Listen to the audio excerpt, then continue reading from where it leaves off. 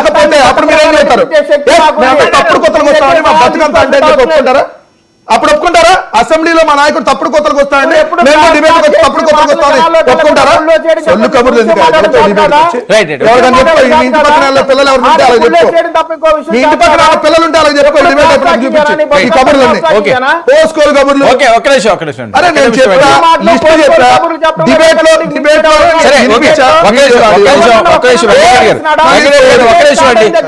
మీ మీద కేసులు ఏంటి, మిమ్మల్ని కూడా రేపు అరెస్ట్ చేస్తారని చెప్పి చాలా ఎక్కువ వినిపిస్తుంది, మిమ్మల్ని కూడా వదిలే పరిస్థితి లేదు అని. సార్ నా మీద పెట్టిన మొదటి కేసు, నా జీవితంలో నా మీద పెట్టిన మొదటి కేసు ఏంటంటే, నేను విశాఖపట్నానికి సంబంధించి అప్పుడు డ్రగ్ కంటైనర్ వచ్చింది, మేము అధికారంలో ఉన్నప్పుడు ఎలక్షన్ టైం. ఆ డ్రగ్ కంటైనర్ సంజయ్ ఎక్స్పోర్ట్స్ అనే దానికి సంబంధించి, ఆ సంజయ్ ఎక్స్పోర్ట్స్ కి దామరచెల్ల సత్య అంటే ప్రస్తుత ఒంగోలు ఎమ్మెల్యే వాళ్ళ తమ్ముడికి దాంట్లో డైరెక్టర్గా ఉన్నాడని టీవీ ఛానల్లో మాట్లాడా. నేను సోషల్ మీడియాలో కూడా పోస్ట్ పెట్టలా. కానీ నాకు ఎఫ్ఐఆర్లో అసలు ఏం పెట్టానో చెప్పలా, ఏ రోజు పెట్టానో తెలియదు. వాళ్ళు ఏం దాంట్లో మెన్షన్ చేయలేదు. ఎఫ్ఐఆర్ కాపీలో ఎఫ్ఐఆర్లో నా ట్విట్టర్ అకౌంట్లో నేను పోస్ట్ పెట్టానంట, చంద్రబాబు మీద, భువనేశ్వర్ గారి మీద ఏదేదో లిస్ట్ పెట్టలేదా? అసలు ఎప్పుడు పెట్టాను దాంట్లో ప్రూఫ్ ఉండాలి. అవును సార్, నా ట్విట్టర్లోనే ఇదిగో పలానా పోస్ట్ పెట్టారు, పలానా రోజు పెట్టారు, ఈ స్క్రీన్ షాట్తో కంప్లైంట్ ఇస్తే వాళ్ళు తీసుకొని నా మీద తీసుకున్నా అది నిజంగా అబ్యూజ్ ఉందా లేదు తెలిసి, ఏం పెట్టారో తెలియదు. పోలీసులు కేసు ఫోన్ చేశారు, వచ్చారు ముగ్గురు. సో దాని తర్వాత స్టేషన్ బెయిల్ వచ్చింది, అది అయిపోయింది. అది ఒక బెయిల్లో ఉన్నారా ఇప్పుడు? ఓకే కీర్తన గారు స్టేషన్ బెయిల్ లో ఉన్నారు.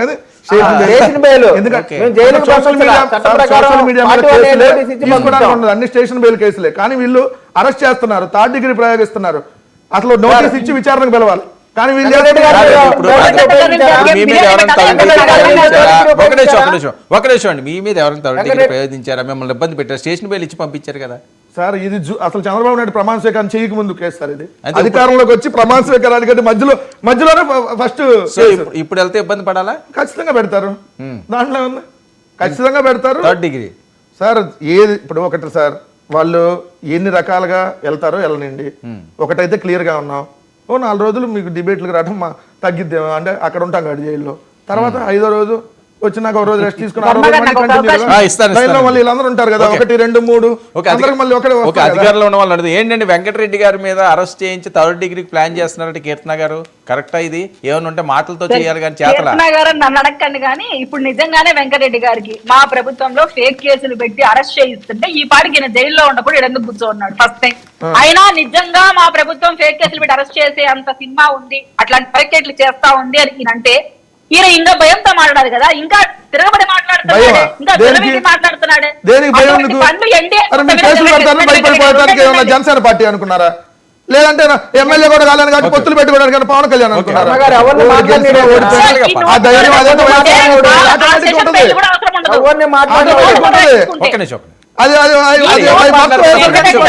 మేము పనిచేసే వాళ్ళకి వెంకటరెడ్డి గారు ఈ నోటుతో తగ్గించుకుంటే ఆ స్టేషన్ బెయిల్ కోసం మీరు మీ పక్కన కిరణ్ చెప్పండి, మీ పక్కన రాయపాటి అన్నకి చెప్పండి, నోటి దోల అంటే ఎలా ఉంటుందో వాళ్ళకి చెప్పండి. నాకు చెప్పొద్దు, మీరు వాళ్ళకి చెప్పి అవి తగ్గించుకొని మాట్లాడమని చెప్పండి. ఇంకా వీలైతే పవన్ కళ్యాణ్ చెప్పి అన్న కరెక్ట్ కాదు అన్న నువ్వు మాట్లాడేది, ఏది తాడ తీస్తానంటావు, నార తీస్తానంటావు, నువ్వు అధ్యక్షుడు అన్నావు, తగ్గించుకుని ఆయన కంప్లీట్ చేయనివ్వండి. బోరగడ్డ అనిల్కి వర్రారెడ్డి 35 ఈ డిబేట్ లో 35వ సారి ఇది. ఇంకోటి మళ్ళీ ఆయన ఎత్తాడు 36. దొరికారు మీరు బోరగడ్డ అని గుర్తొస్తున్నాడు మీకు ఆయన. బోరగడ్డ అని లేచింది, బోరగడ్డ అని తెలుగుదేశం ఈ ఛానల్ మహిళలతో మాట్లాడమని ఆలోచించు వెంకటరెడ్డి గారు. నేను బోరగడ్డ అనిల్ పద్దాకలు మీకు ఎందుకయ్యా, ఎంత పని అయింది. 35వ సారి డిబేట్ లో జైలుకు బయటకు మధ్య ఊగిసలాడే జీవితము ముందు జగన్మోహన్ రెడ్డి వెంకటరెడ్డి గారిది అయిపోయింది. అంత ట్రస్టెడ్ అయిపోతున్నాడు, పక్కన వాళ్ళు మాట్లాడించడం లేదు ఆయన. వెంకటరెడ్డి గారు పద్ధతిగా మాట్లాడితే ఎవరి మీద అరెస్టులు పడవు, పద్ధతిగా మాట్లాడకుండా పద్ధతి దాటి మాట్లాడితేనే అరెస్టులు జరుగుతున్నాయి. సో పద్ధతిగా మాట్లాడడం నేర్చుకోండి. చెప్పులు చూపించలేదమ్మా, నేను ఎవరిని పేకలు తీసి చంపేస్తాను అంటల్లా, ఇంతకంటే ఇంకేం పద్ధతికి మాట్లాడతా. Right, okay. నేను ఎవరికైనా చెప్పులు చూపించానా? నేను ఎవరైనా పేకలు ఏదైనా ఒక్కొక్కరిని తాత తీసి నార తీస్తానని చెప్పాను.